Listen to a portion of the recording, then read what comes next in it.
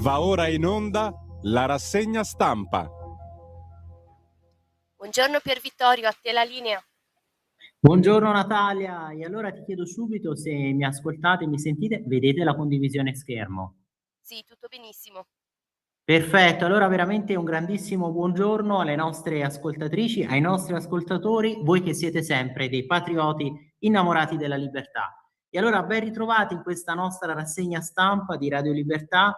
Oggi naturalmente ci concentreremo su questo scandalo dell'occupazione da parte delle opposizioni nella sala stampa in cui si stava tenendo proprio l'evento organizzato dal deputato leghista Domenico Forgioele. Vedete qui già dalla prima pagina di Libero: Maranza Rossi alla Camera. In Maranza vogliono parlare solo loro, è quella solito consueto antifascismo che poi alla fine si scopre essere il vero fascismo, quello rosso, no? Così implacabile e intransigente, che nega la libertà di parola, di espressione, di manifestazione del pensiero. Ma all'interno di questa nostra rassegna stampa oggi sentirete anche l'intervista che abbiamo registrato all'onorevole Mariela Magallanes, sapete, deputata all'Assemblea Nazionale Venezuelana. E abbiamo voluto approfondire, ecco, questo tema del Venezuela post Maduro. L'abbiamo incontrata mercoledì scorso a Roma durante questo talk con anche la giornalista di Libero Costanza Cavalli, con il professor Gabriele Natalizia, docente all'Università della Sapienza, centro studi geopolitica.info, c'era anche Francesco Spartà, giornalista AGI. E allora con l'onorevole Magallanes abbiamo analizzato questa situazione attuale del Venezuela, che ovviamente sta affrontando uno snodo storico complesso, carico di aspettative, alla fine poi di un ciclo politico che apre la possibilità di un nuovo inizio, ma anche il rischio poi di nuove tensioni, e naturalmente poi comprendere queste dinamiche interne, ascoltare la voce della società civile, delle opposizioni, valutare anche poi il ruolo di tutta la comunità internazionale e dei tanti venezuelani che sono in diaspora. Ecco, tutto ciò concorre a formare quegli elementi essenziali che sono necessari poi per immaginare un futuro più stabile, libero e democratico per il Venezuela. Ma naturalmente poi monitoreremo anche la situazione in un altro fronte aperto da Trump, che è quello dell'Iran, e vedremo, visto anche che comunque dallo stesso Israele sono arrivate voci secondo cui potrebbe essere imminente un attacco, e quindi ovviamente controlleremo anche questa situazione. Le vostre opinioni restano sempre fondamentali, essenziali, quindi terremo aperto questo nostro consueto filo diretto con voi. Potete sempre intervenire, quindi sia telefonandoci, chiamandoci allo 929447 e 3 volte 2 finali 222, oppure potete scrivere i vostri messaggi, quindi nei commenti sotto la diretta Facebook delle pagine della radio della Lega, oppure potete mandare anche i vostri messaggi al numero WhatsApp della radio, il 340 6709 659, e quindi, come dicevo, oppure chiamateci allo 029294 7222. Vi ricordo sempre anche le altre nostre coordinate, quindi potete seguirci dal canale digitale della Radio DAB, dicevamo dalle pagine Facebook di Radio Libertà e della Lega, dal nostro nuovo sito internet, quindi www.radiolibertà.net, sempre aggiornato, e poi naturalmente anche dalle app di Radio Libertà, quindi per entrambi i sistemi operativi principali, quindi iOS e Android, e ovviamente anche dal canale YouTube. E chiudiamo questa parte che, lo so, è sicuramente ripetitiva e quindi anche, se vogliamo, noiosa, ma dobbiamo fornire, no, queste coordinate per chi si collega per la prima volta, si sintonizza sulla nostra radio per la prima volta, e quindi anche vi rinnovo il consueto invito, quindi se volete sfuggire a quella che abbiamo definito l'ubriacatura ideologica del woke, del politicamente corretto, abbonatevi a Radio Libertà, sosteneteci, davvero basta poco per aiutare questa radio che rappresenta un unicum. E allora potete andare sulla sezione abbonati, sulla sezione dona ora del nostro nuovo sito internet. Ma allora vedete, prima pagina di oggi di Libero, che poi affronta anche questo tema di Vannacci. Ora i compagni tifano Vannacci, perché poi quando si tratta di sfregarsi le mani e vedere possibili scissioni, smembramenti, ovviamente sono pronti a fare questo tifo, no, contro i cosiddetti scissionisti, chi vuole, appunto, vorrebbe aprire un nuovo partito, un nuovo movimento. Quello che vi leggevo prima, Maranza Rossi alla Camera, ma vedete la novità di oggi di Libero, e solitamente non mette in prima pagina notizie dello sport, invece oggi per questa sconfitta di Sinner davanti a un Djokovic che è stato definito eterno, infinito, perché insomma nonostante l'età lo vediamo combattere così contro i ragazzini, contro i ventenni e vincere. E allora Sinner sprecone agli Australian Open, cosa c'è dietro la resa a Djokovic? E poi maledizione Cran, Olimpiadi a rischio per Lindsey Vonn, cadute e gara annullata. Ma allora l'episodio proprio spiacevole di questa quasi aggressione, perché comunque sono entrati, hanno iniziato ad urlare, no? I parlamentari rossi, questi Maranzar parlamentari, ecco, i progressisti che sono entrati contro la presenza di Casa Pound, vogliono ovviamente sempre pontificare, parlare loro, solo loro, sospesi tutti gli eventi per motivi di ordine pubblico, e poi esultano pure. E se ne occupa, vedete, Fabio Rubini. La censura rossa ha colpito ancora, con un aggravante, addirittura ciò è avvenuto nel palazzo che più di tutti dovrebbe garantire il diritto di parola e di espressione al popolo italiano, cioè la Camera dei Deputati. E allora che tipo di sinistra ci troviamo? Che opposizione anche un po' sgangherata, è probabilmente la peggiore però sinistra di tutta Europa, scrive Mario Secchi. Allora vedete, rating confermato, ecco, anche di questo ci dobbiamo occupare, perché poi avete visto è intervenuto anche lo stesso Giorgetti, no? Spiegando che questa è un'ulteriore conferma poi della bontà, della qualità del lavoro che si è svolto finora, fino a questo giro di boa, no? Della legislatura, e insomma veramente un risultato sicuramente molto molto apprezzabile. Ma attenzione, c'è però il problema di questa opposizione che è in caduta libera, è la sintesi della giornata di ieri, culminata in serata con il giudizio dell'agenzia proprio Standard & Poor's, la peggior sinistra d'Europa, che è proprio qui da noi in Italia. Un tempo avevamo il più grande partito comunista d'Occidente, ma bisogna ammettere che il PC era un'altra cosa rispetto al PD, e forse sì, maggior credibilità e anche una certa maggior serietà. Allora perché? Perché a Milano c'è Pierfrancesco Maiorino, l'uomo che oggi si esibirà con il fischietto contro le Olimpiadi. Neanche Tafazzi arrivava a tanto, il lesionismo, no, della sinistra, l'autolesionismo della sinistra. Nella versione campo largo l'opposizione riesce perfino ad essere peggiore. Ieri hanno compiuto questa sceneggiata contro Casa Pound in Parlamento, risultato: i democratici Maranza hanno tappato la bocca ai fascisti, conquistando il trofeo dell'intolleranza. E sì, quindi più fascisti dei fascisti. Sono dettagli ai quali i progressisti ormai non badano più. Dall'inizio della legislatura si sono spostati sul lato estremo di questa barricata, pensano di capitalizzare un malcontento che nel paese non esiste nelle forme che sognano, ronfando a pancia piena. Ci sono problemi come in tutta Europa, ma l'Italia possiede questo quadro di stabilità unico. E poi, qui scusatemi, vi sposto, quadro di stabilità unico per l'Italia, e la regione sta nel fatto, la ragione di questa stabilità risiede appunto nel fatto che il governo si è dimostrato affidabile. E allora, se l'alternativa è questa sinistra, gli italiani pensano giustamente di tenersi stretta invece la destra attuale e la guida di Giorgia Meloni, senza la complicità della magistratura. Attenzione, l'opposizione sarebbe apparsa per quel che è, cioè un pullman di marmocchi in gita scolastica. Sono state le toghe rosse poi a tentare il colpo di mano sul governo, e cioè il programma della maggioranza è stato preso di mira dai tribunali, dalle corti imparruccate, dalle mezze maniche della burocrazia, un apparato al servizio delle sinistre, ma al servizio da decenni. Su alcuni punti i danni sono stati enormi, prima di tutto sulla sicurezza e l'immigrazione. La crisi isterica sul caso inesistente degli agenti ICE in Italia è il penultimo esempio della strategia dello sfascio.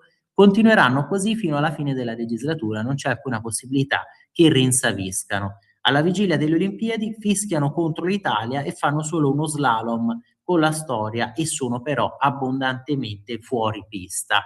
E sintesi insomma perfetta, lucida anche su questo ruolo della magistratura. Questo è, ecco, un altro tema di oggi, perché dopo l'inaugurazione dell'anno giudiziario proprio in Cassazione, con questo muro contro muro, ed effettivamente no, si è visto che questa anche volontà pervicace di continuare ad ostracizzare la riforma, non volere la separazione delle carriere da parte della magistratura, fa pensare, o comunque da larghi settori della magistratura, fa proprio pensare che ci sia anche insomma l'intenzione di continuare un po' a remare contro il governo, che è quello che si è visto anche poi in merito dei cosiddetti centri in Albania, perché vi ricordate anche il titolo fortissimo del Tempo, no? A proposito della feccia che veniva riportata in Italia, con questi provvedimenti di negazione poi di trasferimento e rispostamento, ricollocamento in Italia di tutti immigrati che però avevano già collezionato una serie di reati, vantavano questi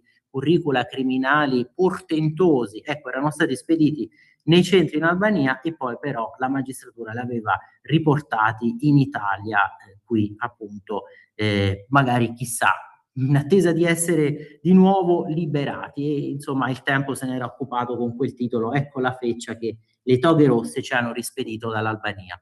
L'altro tema a proposito dell'AIS, che in Italia però è stato portato dal governo Dem, e qui dobbiamo assolutamente andarci, e poi a proposito di riforma della giustizia, riforma del CSM e quindi il referendum che ci aspetta, la teoria di Saviano, sentite anche qui, se voti sì sei un mafioso, Corrado Ocone che se ne occupa. Gli antichi logici parlavano di ignoratio elenchi per indicare lo spostamento del discorso dal suo centro a un punto che assolutamente non c'entra nulla, ma viene fatto passare appunto come una confutazione di esso. E poi qui sempre dalla prima pagina la riflessione di Soci a proposito del fine vita, marxisti e laici che sono contrari all'eutanasia. Nella conferenza stampa di fine anno Giorgia Meloni a proposito delle leggi sul suicidio assistito ha dichiarato: io penso che il compito dello Stato non sia favorire percorsi per suicidarsi, ma vi ricordate, aveva detto proprio quello che deve svolgere come ruolo, come compito lo Stato è aiutare, sostenere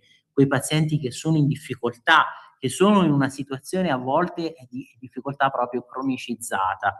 E allora, pagina 25, iniziamo già ad entrare qui all'interno di Libero, di vedere questa parte, ecco, vedete, marxisti e laici contro l'eutanasia, poi sempre per Libero volevo anche condurvi all'articolo del nostro direttore Giovanni Sallusti a pagina 11, ma vedete, semmai compito dello Stato, dicevamo in conferenza di fine anno, la conferenza stampa tenuta dalla Premier Meloni aveva proprio dichiarato: il compito dello Stato è cercare proprio di ridurre al minimo, minimizzare la solitudine, le difficoltà, dicevamo, di chi appunto sta affrontando gravi patologie e anche poi alleviare le fatiche e le sofferenze delle loro famiglie, che poi sono quelli che di più magari riescono ad aiutare e sono a disposizione proprio del malato. Il lavoro che svolge il governo quindi è quello di aumentare dei fondi per le cure palliative e l'assistenza domiciliare ed è quello che il governo svolge appunto questo ruolo con il prossimo DDL sui caregiver familiari, loro che appunto dicevamo sono quelli che prestano di più assistenza e aiutano i loro cari. Penso che il nostro compito sia quello di combattere la solitudine e l'abbandono che fanno vedere il suicidio assistito come un'opzione, aveva appunto affermato la Premier Meloni. Purtroppo nel chiassoso bar mediatico e politico italiano non si è sentita nessuna vera riflessione, nessun approfondimento sulle parole di spessore della Premier. È sconcertante, ma non sorprende la superficialità con cui in Italia e nei paesi occidentali si è affrontato e si affronta il drammatico dibattito sull'eutanasia e sul suicidio assistito. Qui argomenta Soci, fra l'altro eludendo il problema delle loro conseguenze.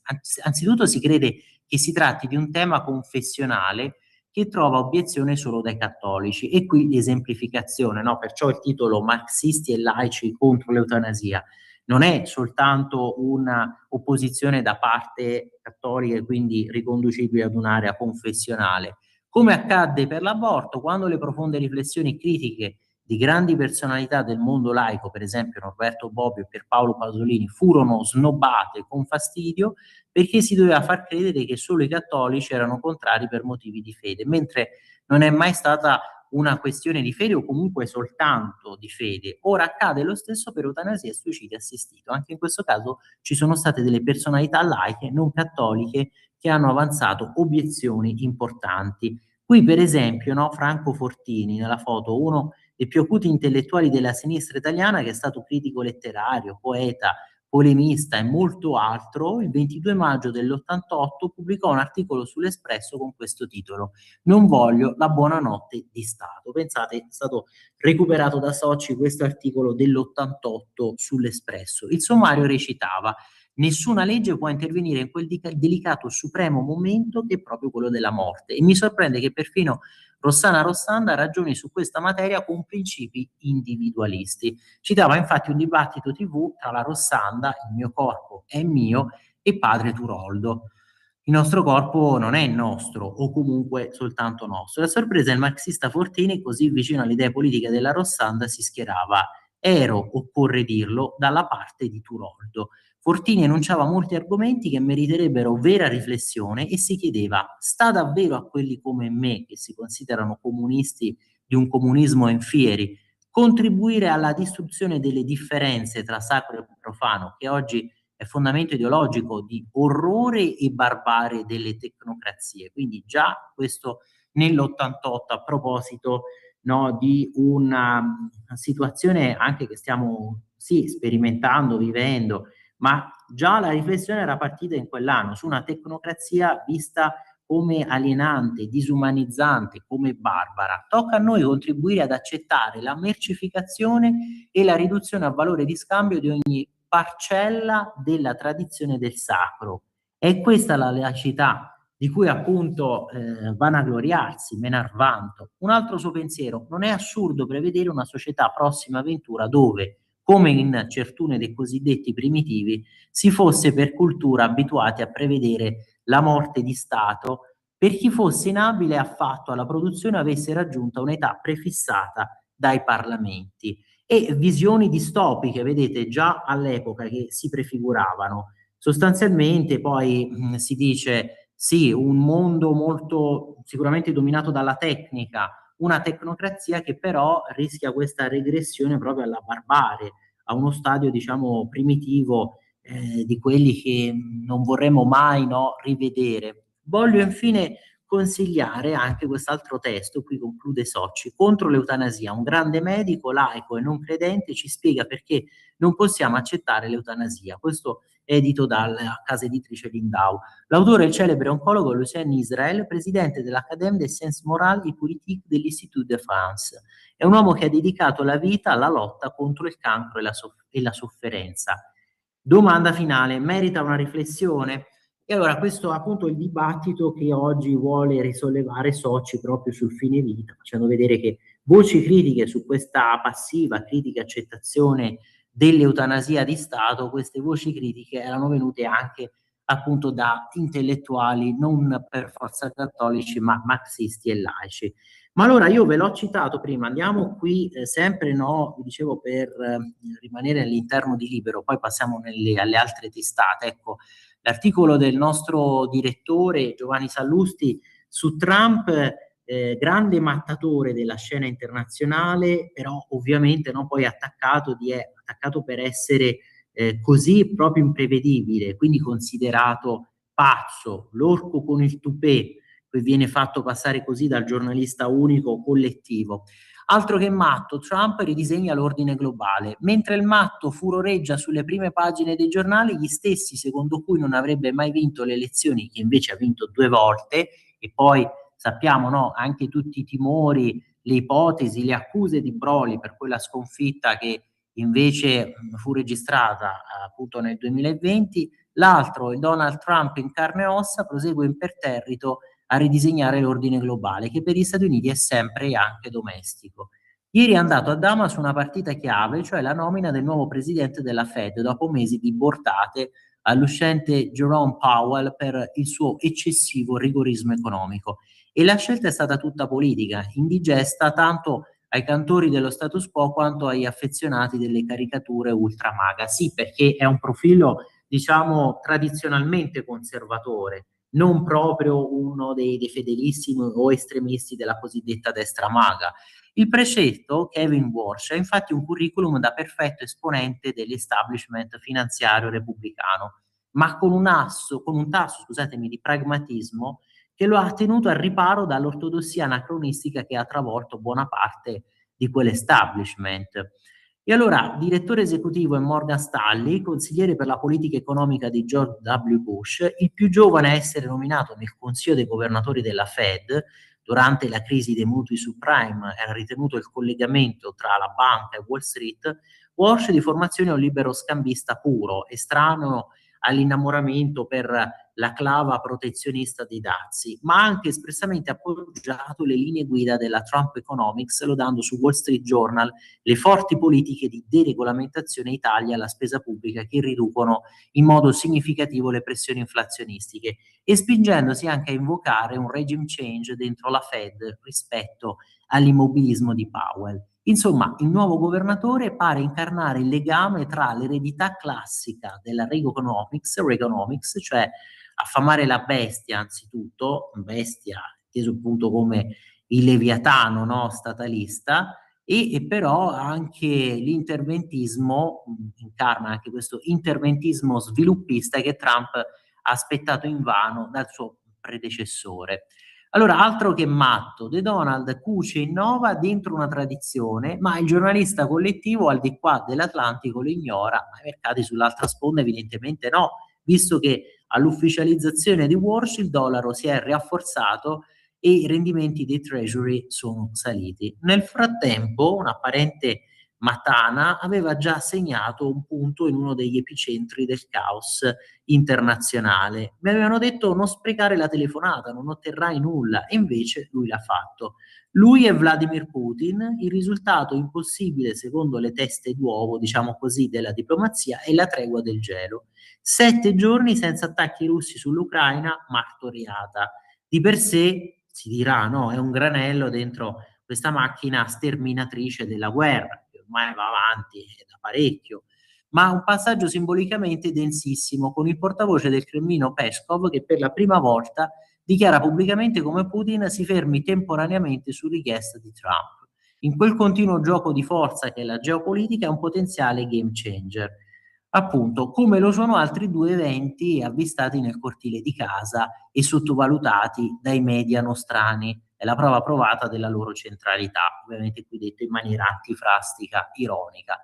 La fine del flusso di petrolio sotto costo dal Venezuela alla Cina, rimarcata pochi giorni fa dal segretario al Tesoro Scott Bessent, che poi avete visto Rubio ha anche tracciato una sorta di roadmap, di passaggi chiave bisognerà osservare per la tabella di marcia nella transizione, perché sì, decapitato il vertice, catturato Maduro, rimane però quel regime e però adesso bisogna compiere ulteriori passi e ovviamente poi di questo abbiamo parlato con la nostra ospite, appunto. E allora la fine di questo flusso di petrolio, dicevamo, petrolio sotto costo dal Venezuela alla Cina e poi la storica decisione di ieri della Corte Suprema di Panama, la quale ha annullato la concessione che consentiva al colosso cinese C.K. Hutchinson di gestire i porti del canale. Non che gli Stati Uniti, attenzione, temessero un controllo militare, quello che però rilevava ed era sicuramente fonte di preoccupazione era un controllo dei dati, del flusso di informazioni, perché comunque con una società cinese che sta lì a controllare, a sorvegliare e che acquisisce informazioni sul traffico commerciale e non solo. Nel frattempo Trump in Medio Oriente dà corpo alla massima pressione sugli ayatollah. L'imponente armata aeronavale che è stata radunata attorno alla portaerei Lincoln si ingrossa di ora in ora, ma certo sarebbe fantastico non doverla usare. Khamenei pensa ad analoghe parole udite da Maduro e non è serenissimo. La tirannia traballa sotto la strategia irrituale del POTUS, presidente degli United States. Ma continuate pure a chiamarlo il matto. Esatto, il pazzo, però intanto il pazzo imprevedibile ridisegna questo ordine globale e soprattutto fa sentire la sua pressione anche in maniera decisa, muscolare, nei confronti di questi regimi, di questi stati canaglia. E vedremo poi anche la reazione dello stesso Iran, avete sentito anche alcune dichiarazioni da ieri, l'Iran che ha definito terroristi questi eserciti europei, chi vorrebbe attaccare l'Iran, e poi la minaccia anche di attaccare magari sedi di ambasciate, ecco, probabilmente anche queste minacce che possono essere ormai quelle di chi si sente messo alle strette, veramente spalle al muro, con appunto questo tipo di pressione che sta esercitando Trump. Ma allora vedo che sono le 8:28. Prima della pausa volevo con voi anche iniziare ad affrontare quest'altra questione, quest'altro tema di Vannacci, soprattutto guardando le reazioni, le valutazioni da parte delle opposizioni della sinistra. Quello che stavamo leggendo prima dalla prima pagina di Libero: Roberto Vannacci, generale e vice segretario federale della Lega, per Salvini Premier dal 2025, e adesso la sinistra che appunto tifa per Vannacci, spera che tolga voti a Lega e Fratelli d'Italia. Vuoi vedere che adesso il generale Roberto Vannacci diventa un protagonista di primo piano nell'agone politico? Motivo è il fatto che appunto possa sottrarre voti a Lega e Fratelli d'Italia. Almeno tale è l'auspicio dei media mainstream che hanno riscoperto Vannacci, stavolta però senza demonizzarlo, ma anzi spingendone a più non posso la visibilità. Una bella intervista per fargli dire che lui mira al 20%. Un editorialista autorevole che afferma che il generale è una bella grana per la maggioranza. Sentite, è ancora la rifinitura di chi ricama su alleanze possibili a destra della destra, citando anche Gianni Alemanno, fino a ieri dimenticato a Re Bibbia senza un accenno di interesse. E attenzione poi, a proposito di Vannacci, noi tanto stiamo leggendo questo articolo da Libero, ma dopo voglio condurvi anche sulla Verità, perché a pagina 6 c'è proprio un'intervista a lui. Eppure Vannacci, appunto il generale, è sempre Vannacci, quello che Bersani definiva elegantemente puntini puntini, e che faceva il segno della decima, questa X, proprio scandalizzando gli antifa italiani, gli antifascisti, i quali ignorano che la decima era stata già ampiamente riabilitata da un bestseller di Arturo Perez Reverte, e che diceva che il fascismo non era il male assoluto, no? Tra le dichiarazioni proprio del generale. Eppure ora che ha depositato il simbolo di un futuro forse partito, ecco qui giustamente la notazione di Ocone, no? Su quello che era stato fatto notare di questo simbolo, che poi, scusate, non di Ocone, di Annalisa Terranova, di questo simbolo oltretutto che ricalca quello proprio di Nazione Futura di Francesco Giubilei, e oltretutto lo stesso poi nome Futuro Nazionale sembra quasi più che l'opposto una sorta di reciproco, quasi a formare un chiasmo: nazione futura, futuro nazionale. E allora un simbolo che sembra essere copiato dal suo Nazione Futura e che Silvano Moffa trova uguale a quello di Azione Popolare da lui depositato anni fa. Ecco, il generale scandaloso si rivela una ghiotta opportunità per lo schieramento anti-Meloni, perché da quelle parti, come ha sottolineato di recente Andrea Cangini, sognano di vedere ripetere l'operazione con la quale la fiamma tricolore di Pino Rauti nel 96 col 2% favorì la vittoria di Romano Prodi sul Popolo delle Libertà di Silvio Berlusconi. E allora proseguiamo su questo tema, vedo sono già le 8:31, sono pure arrivati i vostri messaggi, tanti messaggi, allora li iniziamo a leggere dopo la pausa. Natalia, vero? Ci troviamo fra pochissimo. Lo amiamo perché ci offre sempre le cose più buone e naturali. Linea Alberto Acerbis. Un saluto care amiche e cari amici di Radio Libertà. Una grande notizia, chiaramente, per chi conosce l'olio extravergine di oliva Acerbis, per chi lo usa da tanto tempo, è sicuramente una notizia importante. Per gli altri che magari lo vogliono provare, questo è il momento per approfittarne. Sì, perché tutto il mese di gennaio e tutto il mese di febbraio olio nuovo prezzo vecchio, quindi potrete ordinare chiamando 030 68 40 408 6 bottiglie da 1 litro di olio estratto a freddo Acerbis a sole 84 euro e il trasporto è gratuito. Parliamo di un olio estratto a freddo da olive italiane selezionate all'origine. Tutte le mattine imbottigliamo il prodotto fresco su vostra ordinazione, quindi vi arriva a casa un qualcosa di unico. Se volete riscoprire i sapori di un tempo, se siete alla ricerca di un olio vero, importante, di un olio italiano che dia ai piatti un tocco in più, 030 68 40 408, oppure potete ordinare tramite la pagina web olioacerbis.com, perché come diceva il mio nonno Alberto, l'olio bu è il ve sempre a galla. Alberto, l'olio buono viene sempre a galla. Abbiamo avuto una produzione piuttosto scarsa quest'anno, lo sapete, ma una qualità straordinaria. Chiamate in tanti. Grazie, buon proseguimento. Nuova a te la linea, Pier Vittorio.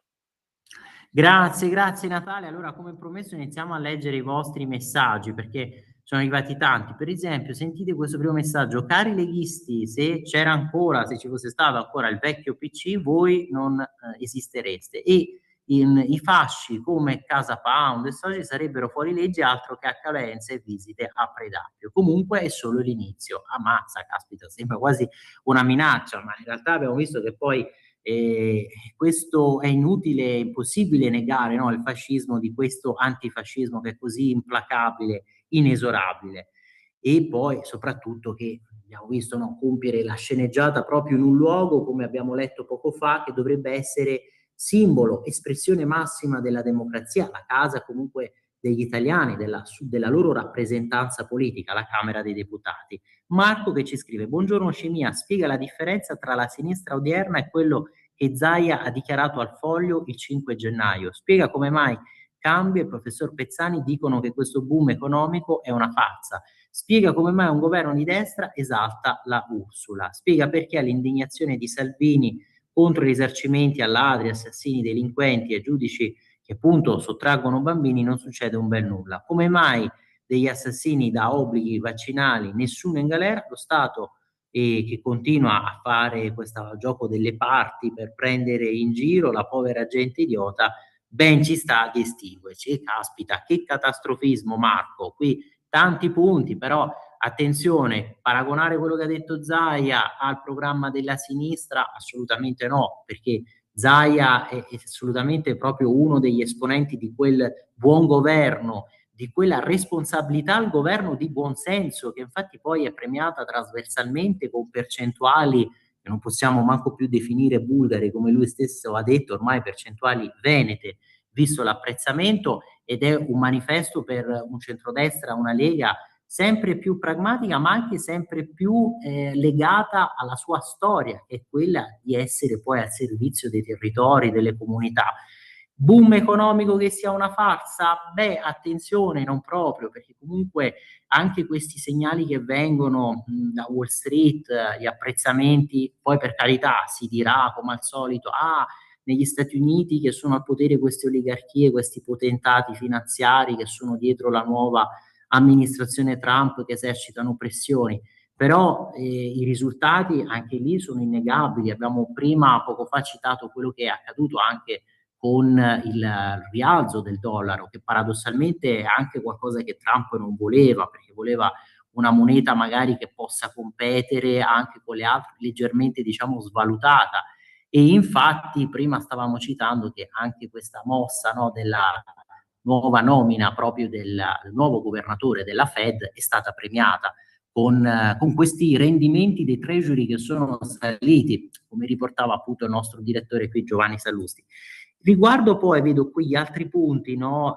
La Ursula, allora, la Ursula lì però purtroppo dipende tanto anche da certo centrodestra in Europa, perché la posizione della Lega è stata sempre molto chiara e netta, cioè no, opposizione a questa commissione, opposizione a Green Deal, a scelte ideologiche, estremiste, a comunque anche qui scelte tafaziane. Prima abbiamo usato, no, questa espressione, la richiamava Secchi, perché? Perché tutto un autolesionismo su comunque contro l'automotive, eccetera. E a proposito, qui no, c'è scritto risarcimenti ladri, assassini, delinquenti, ma attenzione, questa è colpa di certa magistratura. Se si vuole intervenire, lo sapete, poi da sinistra si grida allo scandalo, si dice non si rispetta il principio di separazione dei poteri, e soprattutto però allora l'occasione, abbiamo sempre detto, può essere questo referendum, che è quello che permetterà poi anche con la nomina tramite sorteggio, lo sdoppiamento dei CSM, la separazione delle carriere, anche di contrastare questo fenomeno di intensa politicizzazione della magistratura, perché poi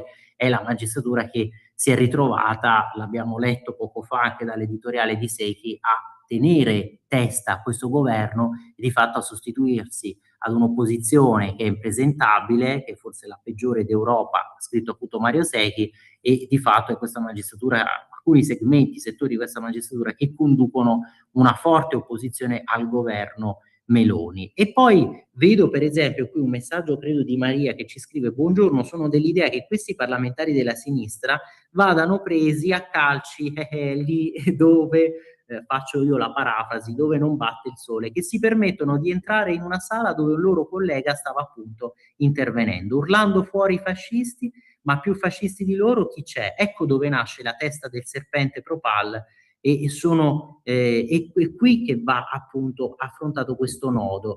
Effettivamente una sceneggiata, questo è il termine pure che abbiamo sentito, una vera piazzata, loro che hanno urlato come degli ossessi, degli assatanati, e non è una bella pagina sicuramente, no, di storia repubblicana, di storia democratica. Sono riusciti ad essere più fascisti dei veri, in casa Pound come li vogliamo chiamare, neofascisti, postfascisti.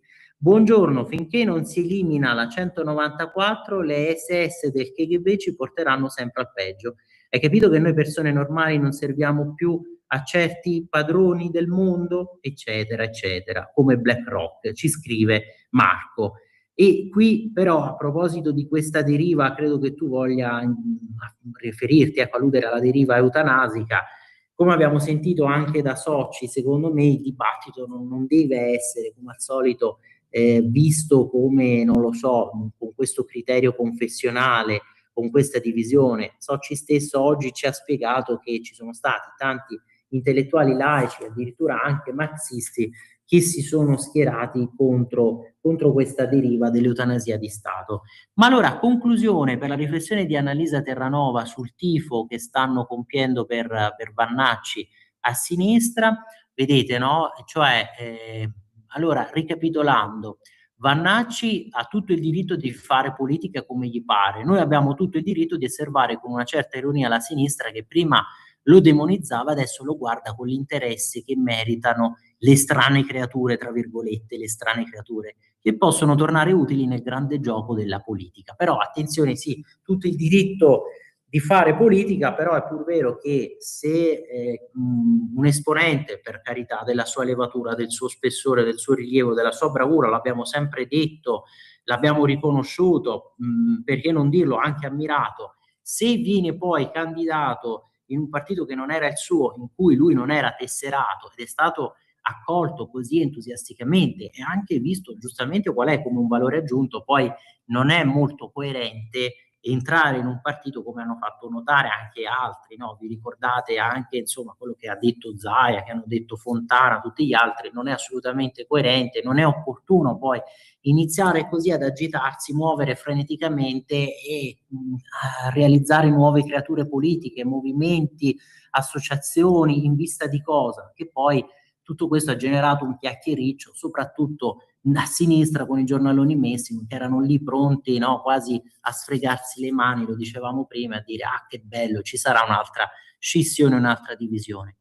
Con un'importante postilla, tutti coloro che si prestano in buona o cattiva fede a perpetuare lo schema fascismo-antifascismo non sono mostri, ma rischiano di trasformarsi in utili idioti, quello sì, in generale non fanno bene a un'Italia che desidera lasciarsi alle spalle il lungo dopoguerra. Quanto alla possibile alleanza tra i seguaci di Gianni Alemanno in generale, è possibilissimo, ma lo troveremmo bizzarro. Alemanno fu protagonista di una stagione di rinnovamento del fronte della gioventù che mirava proprio a superare gli opposti estremismi e ad infilarsi 40 anni dopo nelle stesse dinamiche. Invece sarebbe sciocco, oltre che ingiustificabile. Insomma, lo stesso Veneziani, per esempio, afferma che, sapete, no, aveva espresso anche delle posizioni critiche verso l'attuale governo, più che altro perché rimproverava a questa destra di non realizzare abbastanza per la cultura, di non impegnarsi tanto su quel tema, su quel terreno. Ecco, Marcello Veneziani, che ha affermato che alla fine tra gli elettori di destra tentati qualcuno si turerà il naso e voterà per i governativi, qui quasi ad esprimere una delusione o un rammarico, una frase ad effetto per comunicare che chi invece non dovesse farlo sarebbe un'anticchia più coerente e più rivoluzionaria. E già si è visto in passato, conclude Veneziani, l'accusa di favorire la sinistra facendo operazioni come quella di Vannacci, e come si è visto era l'accusa che Veneziani muoveva a Futuro e Libertà di Gianfranco Fini. Quando si dice corsi e ricorsi, che poi Veneziani, Vico lo conosce bene, visto che ci ha pure scritto un libro e sapete, spesso lo cita, lo richiama tante volte, però Anche qui precisazione, Fini compì questa operazione scissionista ma spostandosi verso il centro, verso un'area molto liberal progressista. Qui invece ci sposteremmo, se così fosse vero, con Vannacci verso qualcosa di più a destra. E allora, visto che l'abbiamo anticipato, cambiamo un attimo, poi per Libero volevo anche segnalarvi quelli che erano per esempio le profezie sballate di Barbero a pagina 7, o addirittura lo scoop a pagina 12 delle proteste di Minneapolis che sono state pagate dai comunisti cinesi, pagina 18 a scuola con metal detector e i bocciati e saranno bocciati quelli che eviteranno l'orale. Ecco, vedete, allora questa carrellata, prima di, poi ci ritorniamo, di passare alle altre prime pagine, vedete, sala occupata alla Camera, qui siamo a pagina 2, Maranza Rossi, che bloccano l'evento sulla remigrazione, e esponenti di PD, Movimento 5 Stelle e AVS che cantano Bella Ciao e vietano agli organizzatori di presentare la proposta di legge per rimpatriare i clandestini. Il presidente Fontana che annulla tutti gli eventi. La Lega dai Dem, comportamenti intollerabili. E poi Domenico Furgiuele, il militante ignoto che ha sedotto la Calabria. Perché il militante ignoto? Vedete, il leghista oggi vicino a Vannacci ha trasformato la sua regione in una roccaforte del partito guidato da Matteo Salvini. Perché la svolta leghista arriva appunto nel 2014, ma poco prima che Matteo Salvini prendesse le redini del carroccio, è tra i fondatori della Lega Salvini Premier e già in quell'anno si mette in luce curando la campagna elettorale della Lega nella sua Calabria. Il risultato è sorprendente, il carroccio ottiene oltre 5.000 voti. È qui che la stella di Furgiuele inizia a brillare. Poi un percorso che lo stesso Furgiuele ha raccontato in un libro. Ecco perché questo titolo, Il militante ignoto, il libro che si chiama Il militante ignoto, proprio di Passaggio al bosco, il famigerato, vi ricordate le proteste per quel suo banchetto, no, nel festival, nel quale lo stesso autore spiega che il militante ignoto è colui che si batte per gli altri, che sogna un altro mondo, che incarna un'alternativa vitale al deserto dell'egoismo. Ma allora 8:45, Natalia, a questo punto penso che ci convenga far sentire proprio l'intervista della nostra ospite e quindi dell'onorevole Mariela Magallanes, deputata, appunto componente dell'Assemblea venezuelana, e poi noi torniamo per proseguire sulla rassegna stampa. Oggi è in collegamento con noi di Radio Libertà l'onorevole Mariela Magallanes, deputata dell'Assemblea Nazionale del Venezuela. Onorevole, grazie per essere con noi, è davvero un onore e un privilegio per noi averla come ospite. No, grazie a te, grazie a tutta l'udienza per questa opportunità. Grazie onorevole. E allora, come anticipato, con lei vogliamo subito commentare questa radicale trasformazione che sta attraversando proprio il Venezuela, perché la cattura dell'ex presidente Nicolás Maduro ha aperto uno scenario inedito, ecco, segnato da tensioni ma anche da speranze e interrogativi su questo futuro politico, ecco, che attende il Venezuela. E quali segnali sono arrivati dai venezuelani, dalla società civile, dai movimenti dell'opposizione in questa fase di transizione tra richieste di libertà e naturalmente anche timori poi per la stabilità e le conseguenze comunque con un regime che rimane in piedi, ecco. Beh, grazie perché questa domanda marca praticamente quello che è la situazione che si vive in Venezuela, parlando comunque sempre, grazie a mettere in centro la gente e la incertezza che si vive dai cittadini, da parte dei cittadini sull'avanzo di questa situazione che dal 3 gennaio ci ha svegliato con un Venezuela che è cambiato diversamente, perché quello che è successo è un evento storico che non solo cambia la situazione politica del paese, della regione, è anche un messaggio per questi tiranni che vogliono arrivare al potere con gli strumenti costituzionali democratici e dopo sequestrare la nazione, impoverire alla gente e rimanere al controllo delle risorse economiche che appartengono in questo caso al Venezuela, però che sono stati utilizzati per quello, per rimanere al potere controllando socialmente la gente. E se qualcosa di importante caratterizza il popolo venezuelano non solo è la forza, la resistenza, ma anche il fatto di tenere intatta la dignità. La lotta dei venezuelani è la lotta di un popolo per non perdere quello che li mantiene in piedi, che è la dignità del popolo. E ovviamente questi anni di tortura, di crisi che abbiamo vissuto in Venezuela e che abbiamo pagato e ancora stiamo pagando un prezzo alto per la mancanza di libertà e la mancanza di democrazia, e quello anche per il futuro del nostro paese, che andiamo e continuiamo ad esigere che ci sia, che torni la democrazia e che ci sia libertà, soprattutto perché un paese così bello è un paese con gente nobile, è un paese con gente che vuole lavorare, vivere nel suo paese come diritto ovviamente di essere venezuelano, e che il terzo della popolazione ha dovuto andare via per la mancanza di opportunità dovuta a una crisi politica e anche praticamente una crisi di una cupola che cioè nel senso che l'ha generato una cupola che anche pur che rimanere al potere ha fatto soffrire al popolo. Maduro non c'è al potere adesso, però rimane Delcy Rodríguez, che è la che adesso è stata scelta ovviamente per guidare questa fase di stabilizzazione che si chiama fase 1, detta così da Marco Rubio, anche perché essendo loro quelli che hanno il controllo delle armi, il controllo del territorio, il controllo dei paramilitari e il controllo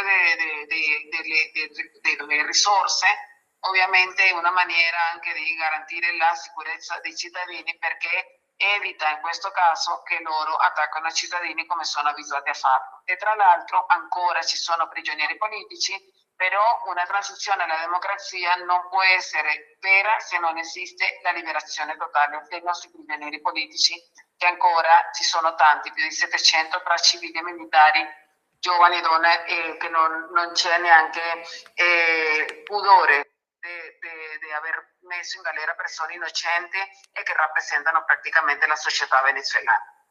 Ecco, infatti, qual è, onorevole, la situazione dei diritti umani adesso? Sappiamo, insomma, quello che è successo in tutti questi anni, quali sono le priorità più urgenti da affrontare e soprattutto queste istituzioni di transizione possono garantire giustizia per le vittime? Dobbiamo aspettare proprio un cambio di regime e la stessa comunità internazionale come può contribuire a monitorare la situazione dei diritti fondamentali adesso? Allora, sta denunciando la violazione dei diritti umani in Venezuela è la voce dei venezuelani. Il terzo della popolazione è andato via per quello, per la violazione dei diritti umani dei cittadini. E quelli che rimangono adesso in Venezuela, che sono in resistenza, ancora si viola il diritto a vivere con dignità. Innanzitutto la situazione umanitaria che vive il nostro paese è una realtà, non è un'esagerazione ed è vero. Un cittadino, un pensionato guadagna €1 al mese con un buono che non arriva tutto a $50 al mese, stiamo parlando di dollari. E da lì loro devono decidere se mangiare o prendere le pastiglie, perché la salute non funziona correttamente, perché nel senso la struttura di salute non funziona correttamente. E ha più paura un cittadino di ammalarsi e andare a un ospedale che rimanere in casa ed evitare che si deve morire da qualche cosa, non muore in un ospedale.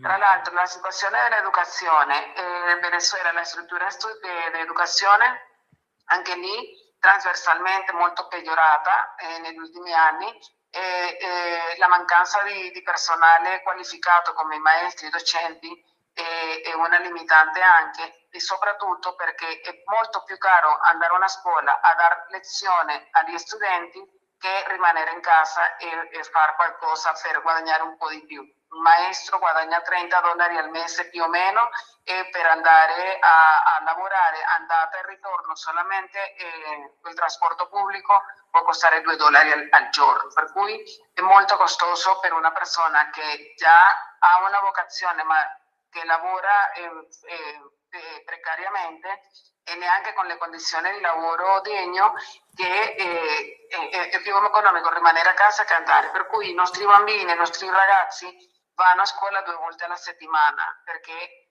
nel senso questo viola non solo il diritto all'educazione, il diritto anche al lavoro e un'abilità con un'educazione degna. E questo parte anche della crisi che ha il nostro paese. E una cosa importante che parte l'anima è la malnutrizione dei nostri cittadini, e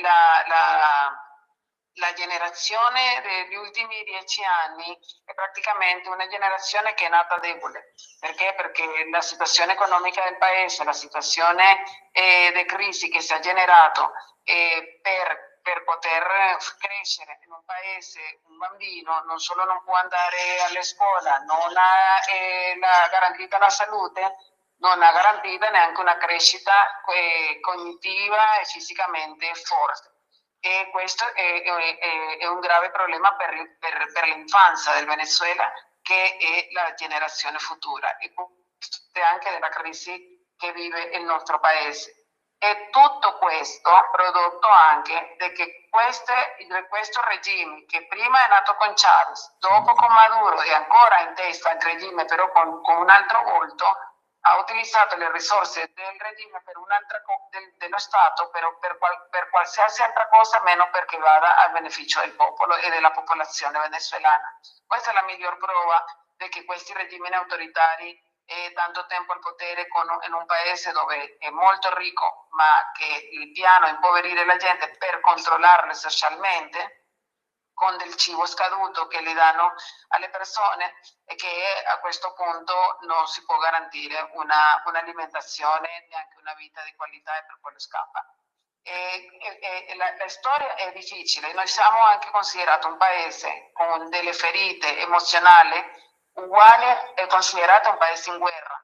Il Venezuela in guerra non è semplicemente al potere un regime che attacca ai cittadini, che li castiga anche per essere dissidenti, e questo parliamo del quasi il 90% della popolazione, che il 28 luglio ha deciso cambiare, e loro hanno deciso a tutti i costi rimanere al potere, violentato la volontà della gente, e che la difesa di quel voto lì oggi ci ha portato a questo. Ecco. E ultimissima domanda, se può, perché sappiamo che è impegnatissima adesso, onorevole, sulle ultime ore, ecco, le notizie delle ultime ore, perché il Venezuela sta aprendo ai privati per il petrolio e gli USA hanno riaperto lo spazio aereo sul paese. Ecco, che misure economiche ritiene necessarie per stabilizzare questo paese dopo anni di crisi profonda che ci ha descritto? E poi la questione della diaspora venezuelana, ecco, in che modo questa diaspora può contribuire alla ricostruzione politica e economica del Venezuela, e quali condizioni devono essere soddisfatte, ecco, perché milioni di venezuelani che sono all'estero possano tornare nel paese. Sì, il ruolo della diaspora ha sido fondamentale nell'alzare la voce della situazione. Già solamente in America Latina, un paese come Colombia, Perù, Cile, Argentina hanno una quantità di venezuelani non indifferente.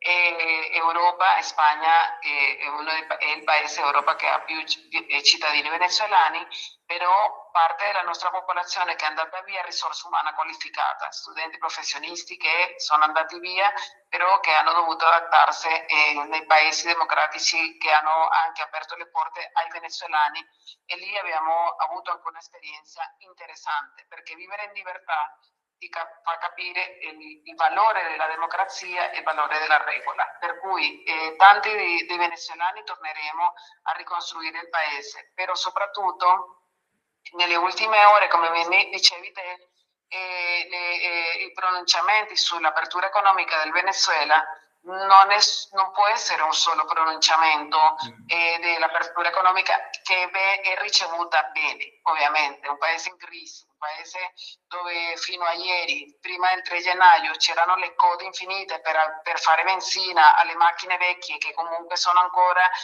lo capisce che è un paese indietro, e in questo momento le code non ci sono, vuol dire che chi ha il controllo della benzina è quello che ti e si generavano anche queste mafie.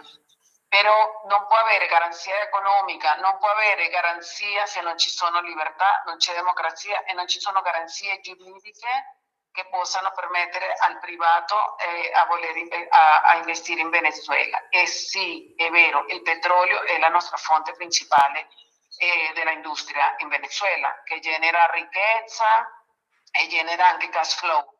Però noi dobbiamo pensare anche nelle proposte della diversificazione dell'economia per costruire il paese. Il petrolio è importante, però la risorsa non arriva se non per sistemare tutta la devastazione strutturale del nostro paese, che è una crisi strutturale. Però noi abbiamo anche la capacità di proporre altre alternative che vengano unite a quella della ricostruzione che in questo momento si sta facendo. E quella più veloce e quella più rapida perché ce l'abbiamo. Però non serve niente le risorse infinite di petrolio che noi abbiamo se non si lavorano e non si utilizzano anche per il bene, perché possono essere lì sottosuolo. Se non si lavorano, non si raffinano, è inutile tenere un petrolio che con il tempo ci sono anche altre fonti minerali naturali che possono sostituire. Per cui anche se noi siamo un paese ricco in risorse anche naturali, terre rare e tutto, abbiamo anche una maniera e un'opportunità immensa perché le nuove generazioni, la diaspora venga a costruire con piani anche di alternative di programmi economici che possa far sì che torni anche in Venezuela il ceto della classe media, che non esiste. Una democrazia senza classe media non esiste, perché vuol dire che se loro non vanno del potere con delle elezioni o con la transizione reale dalla democrazia, avremo ancora un paese impoverito con un regime autoritario che ha il controllo della gente con delle risorse che fanno quello che vogliono. E noi dobbiamo garantire, continuare ad alzare la voce, e questa è la richiesta della comunità internazionale, di continuare a pressionare perché si ritorni la democrazia in Venezuela con una transizione veramente ordinata e che continuare con la fiducia che la leadership, la gente e i giovani possano anche esercitare i suoi diritti, non solamente civili, sino anche politici, perché vuol dire che così cominciamo a aprire la porta alla democrazia e alla libertà e al ritorno dei diritti dei venezuelani. Grazie, chiarissimo, chiarissimo onorevole, anche perché ci ha raccontato quella che è la realtà, la verità, invece abbiamo sentito purtroppo spesso anche le menzogne un po' della propaganda e come ripeteva Hannah Arendt, che si è occupata tanto proprio dell'Olocausto, che abbiamo ricordato la giornata della memoria, il suddito ideale di un regime non è tanto il nazista convinto, il comunista convinto, ma l'individuo per il quale la distinzione fra realtà e finzione, fra vero e falso, non esiste più, ed è quello che opera qualsiasi regime, che ha fatto anche il regime di Maduro. Quindi grazie ancora, onorevole. No, grazie a voi, grazie per l'ascolto e soprattutto per permettermi di dire la verità, non quella mia, sino quella di un paese che in questo momento ha speranza, però che sempre esiste la paura della normalizzazione di un regime e che sia quello che si veda. Noi dobbiamo continuare a lottare, quelle che abbiamo libertà e viviamo in democrazia, e continuare a far sì che quella ritorni nel nostro bello paese. Grazie onorevole, allora veramente speriamo di averla presto per commentare sviluppi incoraggianti proprio su questa strada verso libertà e democrazia per il Venezuela. Grazie ancora. Grazie mille, un abbraccio. Grazie. Ciao, ciao. Ehi tu, non trovi più il segnale di Radio Libertà sulla tua radio DAB? Non disperarti, risintonizza! Sì, ma come? È facile, tasto menu, poi scegli il tasto corrispondente alla ricerca automatica dei canali, attendi qualche minuto e tutte le stazioni DAB della tua zona saranno disponibili. Di nuovo a te la linea, Pier Vittorio. Grazie Natalia. Allora, un'intervista sicuramente molto molto densa, no, di significati, e ovviamente, come già abbiamo anticipato, poi vogliamo seguire questa roadmap che ha immaginato lo stesso Rubio, e chissà poi magari che gli stessi Stati Uniti, a proposito, no, di questa nuova dottrina Monroe rivisitata, non intendano anche compiere, diciamo, un colpo di mano sulla stessa Cuba. Lo dico proprio perché comunque Rubio, sapete, no, ha di origini cubane, e quindi che magari anche l'isola che fu di Fidel Castro, governata da Fidel Castro, poi torni magari, diciamo, con un governo amico alleato degli Stati Uniti. Già qualche settimana fa, vi ricordate, Trump l'aveva minacciata. Il nostro Rubio presidente all'Havana, prospettiva fantastica. Ma allora io intanto vi ho aperto qui la prima pagina del giornale di oggi, perché vedete qui le chat di Ranucci, Boccia e il lavoro anti-Meloni, le follie sulla lobby gay, da Giletti al signor B, caso San Giuliano, la frase incriminata: quando possiamo iniziare l'incontro tra i due a Napoli? Possiamo cominciare a imbastire il nostro lavoro? E questo fa capire proprio com'era la modalità operativa di Report di Ranucci, cioè una sorta di giornalismo d'inchiesta comunque creato ad arte, una fabbrica proprio, se vogliamo, di fango, per ritirare fuori quell'espressione, la macchina del fango. E in questa frase uno dei tanti messaggi della chat tra Sigfrido Ranucci e Maria Rosaria Boccia, che è racchiuso il metodo appunto di Report, la fabbrica delle inchieste e le trame montate ad arte per colpire il governo Meloni. E nei messaggi spuntano anche riferimenti al direttore del giornale, Tommaso Cerno, a Massimo Giletti, a un misterioso signor B. Qui vedete proprio all'interno, pagina 2 e 3 del giornale, imbastiamo il nostro lavoro con le trame contro la Meloni. Nell'inchiesta sul caso San Giuliano, la conversazione tra la Boccia e il conduttore di Report, complimenti per il coraggio e la dignità, l'incontro segreto a Napoli. E poi l'ossessione per il direttore del giornale, la replica viva Report e la libertà di stampa che però deve valere per tutti. Sono settimane che cercano di intimidirci. E qui vedete tutti i protagonisti della vicenda, con anche Giletti, i deliri che evocano lobby gay, Cerno e Giletti. Spunta pure questa frase in codice: chi sarebbe poi il signor B? Insomma, non solo l'ossessione per Tommaso Cerno, ma l'esistenza di una lobby gay di destra che, come un grande vecchio, tirerebbe i fili dell'informazione. È assurdo. Quello è un altro del giro gay, pericolosissimo, come signorini, signor B e Giletti. È la teoria del complotto di Sigfrido Ranucci, il conduttore di Report, che a furia di scovare complotti altrui non deve essersi reso conto dello scoop che aveva in mano già 1 anno e mezzo fa, prima ancora che sulla scena si imponessero i deliri del re dei paparazzi, perché solo un Corona che non ce l'ha fatta poteva lasciare nero su bianco negli atti dell'inchiesta sull'affaire San Giuliano della Procura di Roma quelle conversazioni frutto di un'allucinazione condivisa con la pompeiana Maria Rosaria Boccia. È lei che nei giorni in cui si intensifica il rapporto con il conduttore di Report, sfociato poi nella pubblicazione dell'audio privato tra l'allora ministro con la moglie Federica Corsini al solo scopo di colpire, di delegittimare il governo Meloni, punta poi l'attenzione su Tommaso Cerno, ospite la mattina del 17 settembre 2024 all'Aria che tira, dove buona parte del dibattito è dedicato al caso ordito dall'imprenditrice pompeiana. Il direttore del giornale, allora alla guida del Tempo, proprio quel giorno aveva pubblicato in prima pagina una retrointervista e nello studio di David Parenzo sulla 7 aveva demolito la Boccia, non ravvisando le grandi doti che la donna si affibbiava per rivendicare quella mancata nomina come consigliera ai grandi eventi per il ministro della cultura. L'evento che crea è perché c'è una parte del paese che farebbe di tutto per abbattere il governo, diceva Cerno. E ancora Pompei è stata abbattuta da un terremoto, da un'eruzione, quindi non c'è bisogno di lei. Parole che devono aver fatto rimuginare per ore la pompeiana, che proprio in quella giornata aveva avuto questo incontro segretissimo con Ranucci, come emerge dai messaggi su WhatsApp in cui avevano organizzato l'appuntamento. E alle 21:29 Boccia scrive così a Ranucci: ho visto Cerno all'aria che tira, è davvero scandaloso. Il conduttore di Report la avvisa, quello è un altro del giro chi? Pericolosissimo. Sentite Boccia come signorini. Sì, risponde Ranucci, e il signor B, aggiunge la donna in un linguaggio criptico. E Giletti, conclude il giornalista, che chiude così il cerchio su quella lobby gay artefice di complotti immaginari, mentre quello vero, architettato appunto dalla Boccia ai danni di San Giuliano e strumentalizzato da Ranucci per gettare il fango sul governo Meloni, è ben delineato dai nuovi atti dell'inchiesta. Ma allora, io ritorno un attimo però sul Libero, perché ve l'avevo anticipate anche queste novità sulla scuola. Per esempio, intanto anche le profezie sballate, si diceva, di alcuni intellettuali di sinistra. Poi riprendiamo anche i vostri messaggi, tanti messaggi, grazie sempre, no, per questa interazione, per questo approfondimento, perché poi anche con i messaggi noi riusciamo anche ad aprire, no, altre tematiche che magari non stavamo trattando. Vedete, Saviano, Conte e Barbero, quante profezie sballate. Qui siamo sul Libero, pagina 7.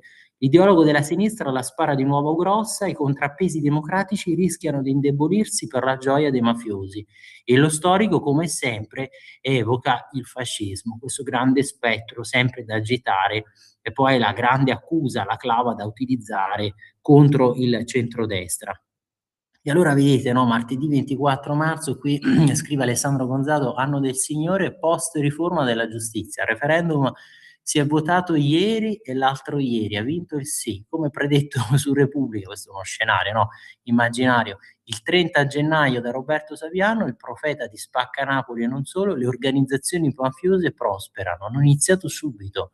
Don Vito Corleone ha già rilevato una catena di ristoranti, ha addirittura compiuto un'offerta che non si poteva rifiutare, la chiamata alla riforma, pasta alla separazione delle carriere e sarde a beccafico, ma non c'entra il governatore campano. Le organizzazioni, questo è il virgolettato, no? È Mister Gomorra, le organizzazioni mafiose prosperano quando l'azione giudiziaria è più fragile, i contrappesi rischiano di indebolirsi per la gioia delle mafie. E poi l'ammonimento a corredo della foto dell'uccisione di Alex Pretti avvenuta a Minneapolis aveva scritto: anche questo omicidio di Stato rimarrà impunito in quella democrazia al cui sistema giudiziario è ispirata la riforma Meloni-Nordio. Se non che il Mariotti, che poi ha cancellato il messaggio, ha chiarito, pensate, che era stato male interpretato e che noi ci eravamo fidati. Ma è dall'alba che le squadracce nere menano il manganello e somministrano olio di ricino. D'altronde lo storico Alessandro Barbero in un video social ci aveva avvertito che ci sarebbe stata una riedizione del ventennio, corsi e ricorsi storici. E poi sapete tutte le polemiche con anche Travaglio che era a corso in favore di Barbero sostenendo ma com'è, possono essere riprodotti, possono circolare sul web dei video che magari contengono delle mostruosità, e invece la censura dell'algoritmo si è scagliata proprio contro Barbero. Sì, ma vi ricordate, anche lì erano state dette inesattezze da Barbero, tanto è vero che si era anche obiettato, insomma, non si avventuri su campi che non sono appunto quelli della storia medievale, e poi se il rischio è quello di commettere scivoloni giuridici. La diffusione del video era stata ingiustamente limitata dopo che gli scopritori di bufale avevano costretto i controllori di Facebook a sentenziare informazione falsa, esaminata da fact-checkers di terze parti. Attraverso il video si potrebbe pensare che una vittoria del sì comporterebbe un aumento del potere del governo sulla magistratura, fino a evocare in scenario autoritario un ritorno fascista. Contiene informazioni che risultano fuorvianti. Insomma, tutti questi stravolgimenti secondo cui poi alla fine, in sintesi, per questi detrattori critici della riforma, i giudici sarebbero alle dipendenze del governo, anche quelli di Ballando con le Stelle, che infatti ora indossano il fez e apprezzano solo il passo dell'oca. Sarà il ritorno alla casta dei politici, gli intoccabili, aveva aggiunto il presidente dei 5 Stelle, gli intoccabili, gli untouchables, di nuovo Al Capone, che si è messo in politica e rimesso in una vecchia attività. Quando vendo alcol lo chiamano contrabbando, quando i miei clienti lo servono a Lakeshore Drive la chiamano invece ospitalità. Ora col trionfo delle destre si può contrabbandare alla luce del sole. Cin cin, amici malavitosi. E qui appunto l'ironia beffarda di Alessandro Gonzato commentando queste affermazioni, questi deliri di Saviano. E allora, come promesso, anche pagina 18 per le novità della scuola, e poi ovviamente ci avviamo anche a completare questa parte con la verità, con l'intervista al generale Vannacci. Vedete l'orale alla maturità, chi lo salta è bocciato, quanto ci eravamo anche avvelenati, indignati per i casi di questi studenti che volevano passare per i grandi intellettuali, no? Che addirittura avevano qualcosa da dire cioè saltando l'orale, non presentandosi all'orale. Era questo il loro modo di manifestare le loro proteste, la loro indignazione, e però glielo consentiva l'aritmetica, comunque il sistema di punteggio degli esami, per cui avrebbero comunque superato l'esame di maturità con questa sceneggiata della scena muta, appunto. Valditara che firma il decreto, pubblicato l'elenco delle materie d'esame che riguarderà 500.000 di studenti, sorpresa matematica al classico, per l'orale 2 commissari esterni. E quindi da quest'anno si torna all'esame di maturità con un orale radicalmente nuovo, sottolinea Valditara. Abbiamo tolto la discussione del documento iniziale del consiglio di classe che obbligava a fare collegamenti interdisciplinari forzati, creando inutile apprensione nei ragazzi, anche a causa della sua casuale imprevedibilità, e che non contemplava necessariamente una valutazione disciplinare. E aggiunge: abbiamo preferito puntare su un colloquio riferito a 4 discipline durante il quale il candidato potrà dimostrare non solo il grado di conoscenze e competenze raggiunto, ma anche il grado di autonomia e responsabilità acquisito. Da qui la rilevanza delle attività extracurricolari, sportive, culturali e l'importanza delle azioni meritevoli proprio che sono state compiute, nonché la necessità di ripetere l'anno per chi si rifiuterà di essere valutato all'orale. Qui voglio sentire anche voi, ma è una giusta sanzione, no? Vista questa sfida che era stata lanciata anche molto arrogante e superba di questi studenti. Nonché quindi questa necessità, e poi in una società che ha necessità di riscoprire il valore della maturità, il nuovo orale consente di valorizzare per intero la persona dello studente. E già dall'anno scorso chi prende 6 in condotta è tenuto a presentare un elaborato di cittadinanza attiva e solidale che verrà discusso durante il colloquio. Insomma, studenti bravi ma indisciplinati che prenderanno meno di 9 in condotta saranno penalizzati nel calcolo dei crediti accumulati nel triennio. E poi, a proposito dei metal detector che sono stati usati, quelli portati nella scuola proprio dove è stato ucciso Abba, qui vedete la foto, primi controlli alla Spezia in classe, e poi con i metal detector portatili, e anche l'unità cinofili davanti all'Istituto Enao di Chiodo della Spezia, dove 2 settimane fa è stato accoltellato a morte da un compagno di scuola, Abba Youssef, 18 anni, studente italiano di origini egiziane. Allora, 9:13, andiamo anche sulla verità, ci ritorniamo un attimo perché anche qui l'avevamo anticipato. Vedete, gli stranieri che delinquono spediti in galera a casa loro, il governo socialista della Danimarca, chi si macchia di reati per almeno 1 anno di detenzione sarà espulso. Ovviamente non basta dirlo, poi servono accordi e volontà politica, ma se qualcuno però fornisce il giusto esempio, e questo è il governo socialista della Danimarca, l'idea che viene dalla sinistra, da noi invece svuoterebbe le carceri. E qui ritorniamo al punto di partenza di oggi, di questa rassegna stampa, cioè l'editoriale di Secchi, ammazza che sinistra, questa, la sinistra italiana è la peggiore d'Europa, vedete qui le proposte della sinistra danese. E allora, pagina 6, Fabrizio Boschi, Vannaccia la verità, un mio partito, mai dire mai, fedele soltanto ai valori.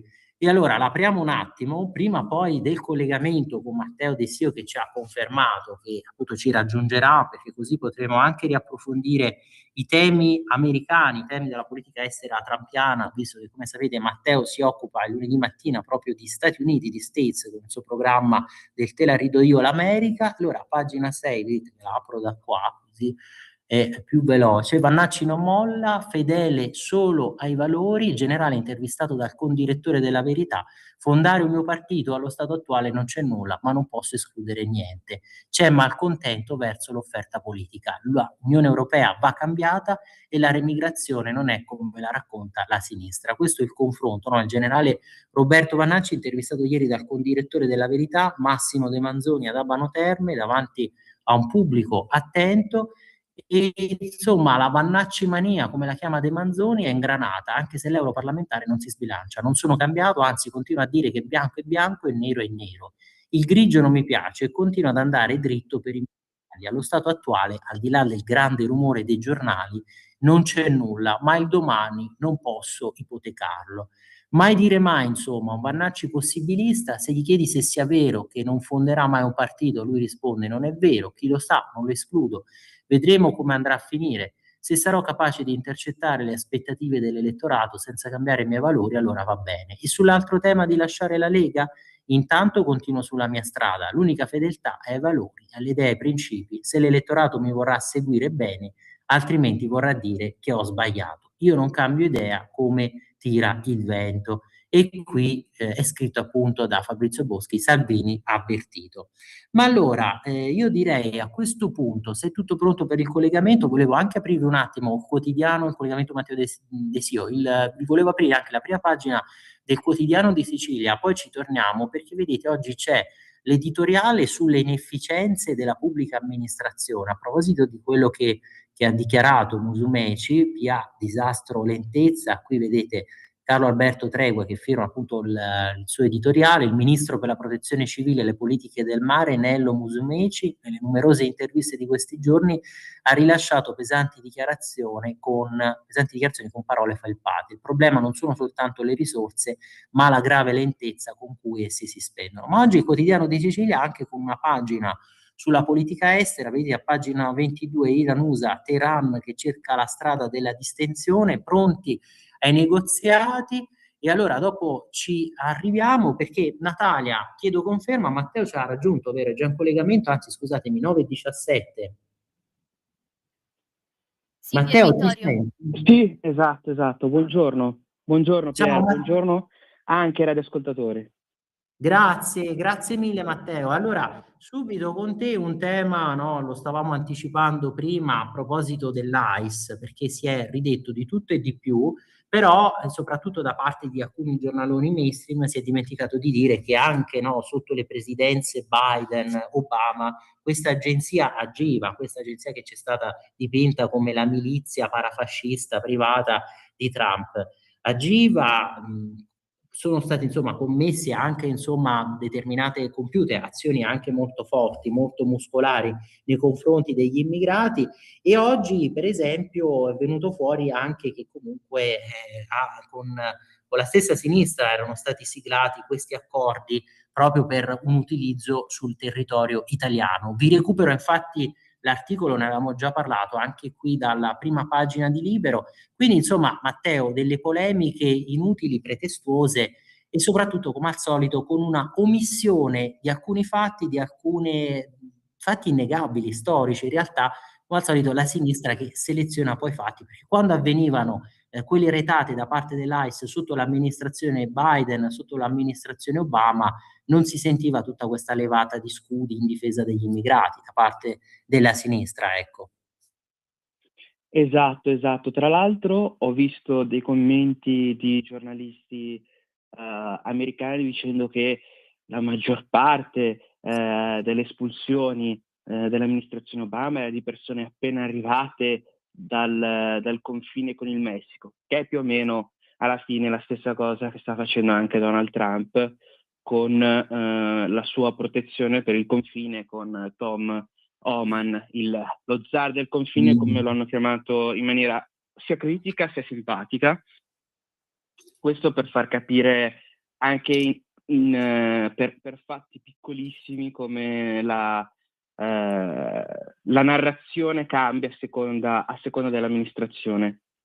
Un Obama che era stato sì criticato, ma da una piccola parte ovviamente, e solo da chi ha subito, le famiglie che hanno subito, diciamo, le deportazioni. Un Obama che ha espulso dal territorio degli Stati Uniti 3,1 milioni di persone, quindi che ha fatto il suo lavoro, diciamo, da presidente, cosa che invece il suo successore Biden non ha voluto fare, ma sembra quasi che, se uno cerca le notizie, non ci sono neanche i video di violenze, ma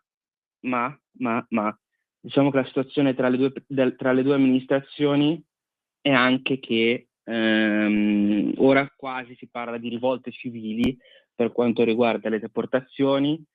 Si parla di un infermiere come quello che era stato prima arrestato e poi purtroppo ucciso, che addirittura hanno creato pagine su Wikipedia, non perché quindi ha salvato tante persone e ha fatto il suo lavoro da infermiere, che è un lavoro meraviglioso, ma per aver cercato di resistere all'arresto da parte della polizia dedicata all'immigrazione, ICE, cercando anche di resistere in maniera molto violenta. Quindi parliamo di narrazione, parliamo di come viene proprio anche alla fine riportata la notizia alle persone comuni, che a me personalmente, ma come penso a te, come penso anche ai nostri radioascoltatori, non piace.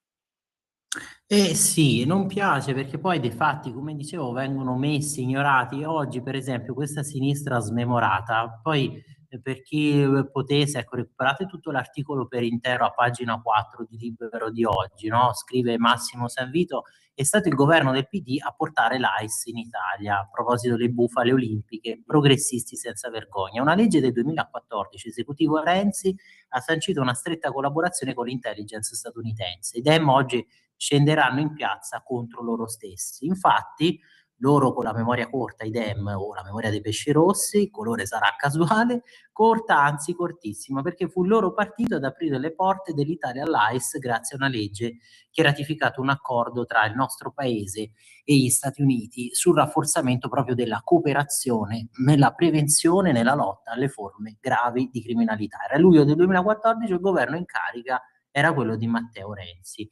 Insomma, una sinistra smemorata. Abbiamo visto poi una sinistra un poco seria, poco credibile dall'editoriale di Mario Secchi, un'opposizione che è stata compiuta invece e tenuta da tanti settori, alcuni settori agguerriti della magistratura. Abbiamo visto, Matteo, questo scontro anche nell'inaugurazione dell'anno giudiziario in Cassazione. Infatti qui vengo all'altro tema che dobbiamo affrontare con te, questa riforma della giustizia. Allora, un tuo flash finale in vista proprio di questo referendum, e ti chiedo, non sarà che forse il fatto che la sinistra abbia assoldato, ecco, per la propria campagna tutti questi volti noti come attori, come però anche volti televisivi famosi che però non sono giuristi, magari potrebbe ripercuotersi, mentre per esempio si dichiarano a favore del sì esponenti che vengono dall'area della sinistra e che però sono stati giuristi, operatori del diritto. Pensa a Minniti, pensa allo stesso Tonino Di Pietro, che si schierano per il sì.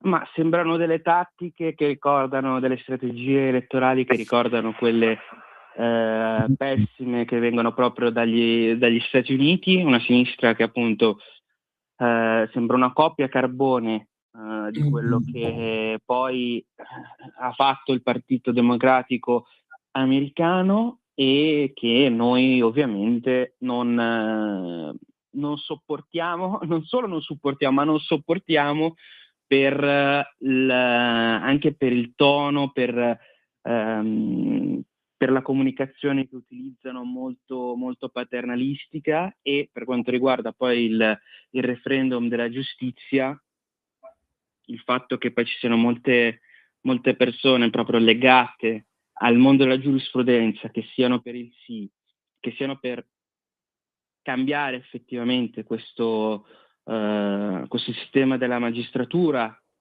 che consente ai giudici di non avere alcuna ripercussione per quando poi rovinano nel caso di sentenze sbagliate, anche se quelle ovviamente è legato all'errore umano, e quindi sarai meno cattivo, tra virgolette, ma le problematiche più grandi è quando ci sono proprio le procedure sbagliate, sia da parte del pubblico ministero sia da parte poi del giudice giudicante, e questo ovviamente deve avere delle ripercussioni, delle sanzioni da parte di un corpo, di un nuovo consiglio della magistratura, che dovrà poi punire effettivamente poi chi sbaglierà in maniera recidiva, in maniera proprio con malafede. Esatto. E allora, in conclusione, perché sono già le 9:25, grazie Matteo, gli ultimissimi secondi solo per segnalarvi poi che a proposito di questo scontro tra Toghe e il governo, proprio quello che è accaduto durante l'inaugurazione con Nordio, che ha tenuto l'intervento, tesi blasfeme contro la riforma, questo già dalla prima pagina del Corriere di oggi. E poi se andate all'interno, qui vedete poi a pagina 2 sono rispiegati tutti i punti chiave fondamentali di questa riforma: separazione delle carriere, superamento del CSM, sorteggio dei componenti, eccetera. Poi l'intervento di Nordio che avete sentito, attacchi veramente blasfemi, perché anche che sono manipolatori poi della verità effettiva. E allora, grazie a te Matteo, grazie a te Natalia della Pazienza, grazie a voi che ci avete come al solito inondato di messaggi, non siamo riusciti a leggerli tutti, a rispondervi. Io voglio chiudere con questa citazione, perché abbiamo sentito tanti deliri, tante affermazioni, abbiamo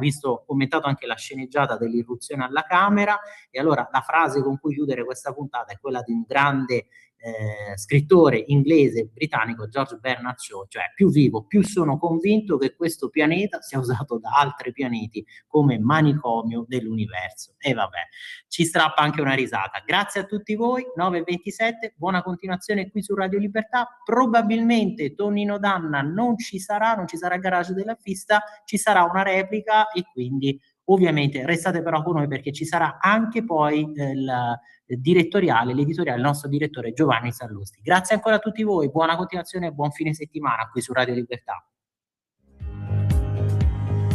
Avete